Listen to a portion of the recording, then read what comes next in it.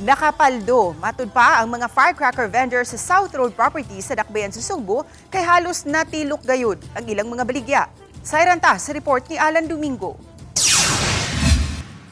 Naabdala mo ang ubang mga firecracker vendors nga naghipos na. Kay mamiya na sila sa SRP human sa Pasko ug sa bagong tuig. Bao nila ang dakong kalipay nga nahurot gyud ang ilang mga tindang pabuto.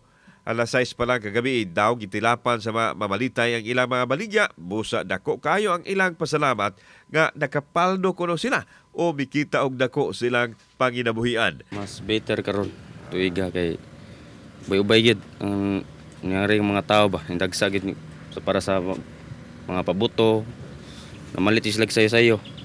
Admitido ang mga vendors nga nabalaka sila sa sinugdanan kung aduna ba'y daghang mamalit sanglit nakasinati man ang Sugbo og linog ug ang bagyo sa nakalabahing mga buwan. Apan, nasayra nila nga ang mga tao misamot sa kadasig sa pagpalit og pabuto aron ibugaw sa mga dimalas nga niigo ni atong tuig 2025.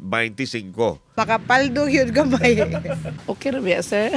Makabayad sa utang. Doon na hinuoy gamay na lang kaayo nga nahabiling fireworks sa uban nga giandam usab di ay nila alang sumaabot nga sinulog 2026. Kauban si Clover Lumayag, ako si Alan Domingo. Balitang Bisdak.